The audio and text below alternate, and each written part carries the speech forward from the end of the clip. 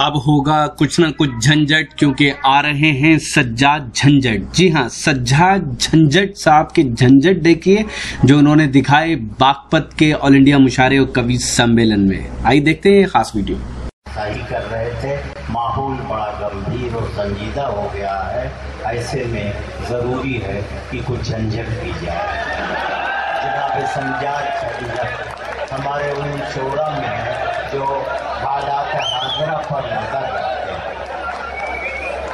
तरह तरह की अभी इलेक्शन गुजरा है, इसलिए मैं इन्हें बुलाने से पहले 4 मिसरे सुना देना चाहता हूँ कि तरह तरह की ग़िज़ा मिलती है इलेक्शन में, तरह तरह की ग़िज़ा मिलती है इलेक्शन में। कहीं पुलाव, कहीं पूड़ियाँ भी होती हैं। वो किसको वोट दे जो हर तरफ का खाए हो, नमक हलाल की मजबूरियाँ भी होती हैं। तो आइए इस तरह के जज्बात को शायरी में पेश करके आपके होठों पर तबस्सुम की लकीर बिखेर देने का हुनर मालूम है जनाब सज्जाद झंझट को। बहुत शुक्रिया मोहतरम साहब का, बहुत अच्छी निज़ामत। अभी हमारे उत्तराखंड में एक जगह ऐसी है जहाँ पर अभी भी आदिवासी रहते हैं। उन्होंने भी मुशायरा कराया, पहले भी कराया था, लेकिन दूसरी मर्तबा जब आदमखोर आदिवासियों ने मुशायरा कराया तो मेरा जाना हुआ दूसरी मर्तबा। पूछा, कहने पहला मुशायरा बहुत कामयाब हुआ था झंझट साहब। मैंने कहा उसकी वजह? कहने लगे निज़ामत बहुत अच्छी थी। मैंने कहा कैसे कैसे थे नाज़िर? कहले स्वादिष्ट।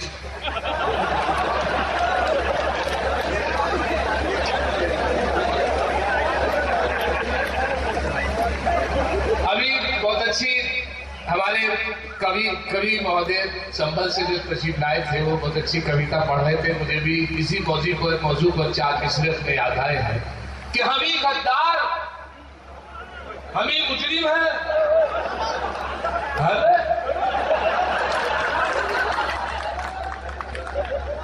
हम ही गद्दार, हम ही मुजरिम है, हर तरफ से हम ही पे पाबंदी, थोक में हम ही मरते दंगों में और हमारी होवे नसबंदी।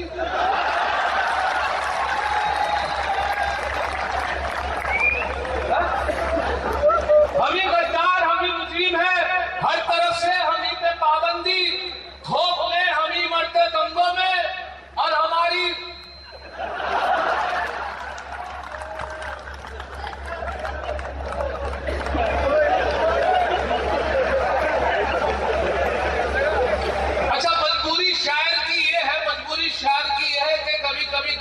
नहीं करता है तो बड़ी दिक्कत आ जाती है। मेरे बहुत अच्छे दोस्त शायर हैं, उनकी मजबूरी ये हुई कि सुबह मुशायरे में जाना था, रात के वक्त उनका इतना गला बैठ गया कि बड़े परेशान, रात के करीब 1:30 बजे अपनी वाइफ से बोले गला बैठ गया, क्या करूं? वाइफ ने सोचा वाकई बहुत हालत खराब है, तो उन्होंने मशवरा दिया कि बराबर में डॉक्टर साहब का मकान है, अच्छे डॉक्टर हैं, ताल्लुकात भी अच्छे हैं, तो उनसे कोई ट्रीटमेंट ले लीजिए, सुबह तक इतना तो आराम हो जाएगा कि आप मुशायरा पढ़ लें। वाइफ की बात मानी, रात का 2 बज गए जुस्कुजू में, और वो बाहर निकले। चौथा दरवाजा डॉक्टर साहब का था। रात के 2 बजे के वक्त उन्होंने दरवाजा नॉक किया। डॉक्टर साहब की खूबसूरत बीवी निकल कर आई। जैसी उनकी वाइफ खूबसूरत निकल कर आई तो उनसे पूछा उन्होंने, डॉक्टर साहब है? उनकी बीवी बोली, नहीं आ जाओ।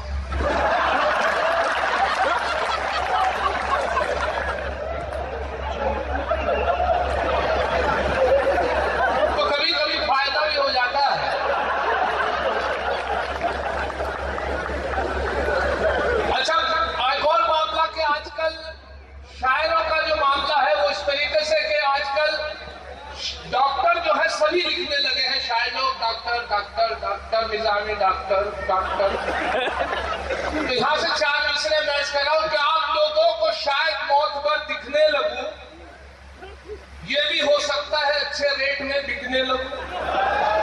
आप लोगों को शायद मौत पर दिखने लगूं, ये भी हो सकता है अच्छे रेट में बिकने लगूं। शायद झंझट नाम से इज्जत ना मिल पाएगी, सोचता हूं खुद को मैं डॉक्टर निकलने लगूं। अब यहाँ से 4 मिसरे और आपकी नजर कर रहा हूं कि यकीन है मुझको, अभी और भी आप लोगों ने सबको सुना है कि ये हादसा हुआ है तुझे देखने के बाद, ये हादसा हुआ है तुझे देखने के बाद,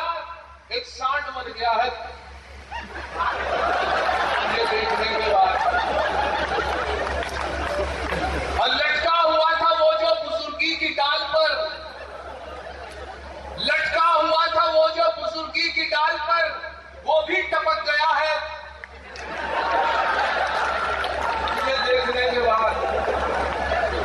और जितने भी चश्मे वाले हैं उनमें हर एक का, जितने भी चश्मे वाले हैं उनमें हर एक का नंबर बदल गया है। जितने भी चश्मे वाले हैं उनमें हर एक का नंबर बदल गया है तुझे देखने के बाद।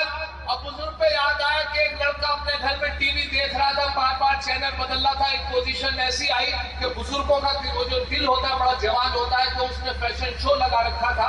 अकेला कमरे में देखा तो जैसे फैशन शो लगा तो वो वाली रैंप पर लड़की जा रही है, इधर से उधर जा रही है कम कपड़ों में। तो वो लड़का कुछ किस बात का मालूम नहीं था कि पीछे का दरवाजा खुला है। पीछे के दरवाजे से उनके वालिद मोहतरम गुजरे, जैसे वो रुके तो उन्होंने कहा लड़का चैनल कौन सा देख, उसे इस बात का नहीं था कि पीछे वालिद साहब भी देख रहे हैं। बहुत देर तक तो वो भी देखते रहे। उन्हें एहसास हुआ कि लड़का ना देख ले तो डांटा, है क्या देख रहे हो? एकदम लड़का बोला कि अब्बा ये तो बहुत गरीब मुल्क है, ये उनके पास कपड़े भी नहीं थे, बहुत गरीब मुल्क है इनका। तो उनके वालिद साहब अंदर चले गए, एकदम वापस आए, आकर बोले कि पहले बेटे जब इससे ज्यादा गरीब आए तो मुझे बता दो।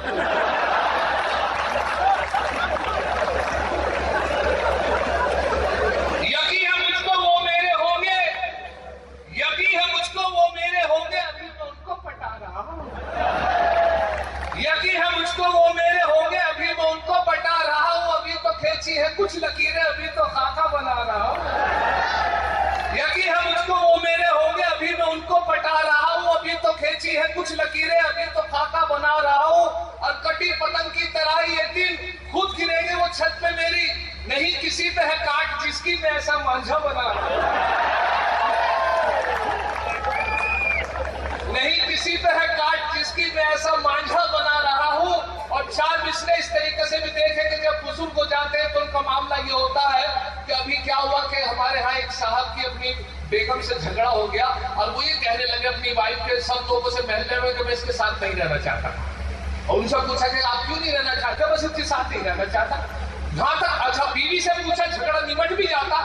झगड़ा इस बात का था कि मियां तो ये कहते थे मैं इसके साथ नहीं रहना चाहता, बीवी ये कहती थी मैं इसी के साथ रहूंगा। पुलिस थाना को कचहरी हो गई, दोनों ने अपने अपने वकील कर लिए। जब दोनों की पेशी हुई तो दोनों के वकील खड़े हुए थे। जज साहब जैसे अपनी सीट पर बैठे तो जज साहब ने पूछा क्या मामला है? तो वकील साहब बोले कि साहब ये साहब खड़े हैं, कह रहे हैं इनकी बीवी खड़ी है, कहते हैं मैं इनके साथ नहीं रहना चाहता। तो जज साहब ने पूछा क्यों साहब? कि हाँ साहब मैं इसके साथ नहीं रहना चाहता। कहते मुझे बताइए कि बस मैं खुश नहीं हूँ इसके साथ। उनकी बीवी से पूछा गया, कह रहे आपके साथ खुश नहीं है। तो उनकी बीवी बोली पता नहीं इसी के नफे वरना पूरा मोहल्ला खुश है।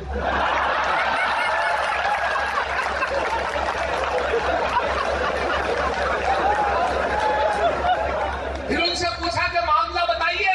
तो मामला जब उन्होंने बताया तो चार मिसरे आपकी नजर कर रहा हूं इसी हवाले से कि एक तिल की भी तो बालों में स्याही न रही, एक तिल की भी तो बालों में स्याही न रही, कब तक तुझको मेरी जान दुलारे जाए।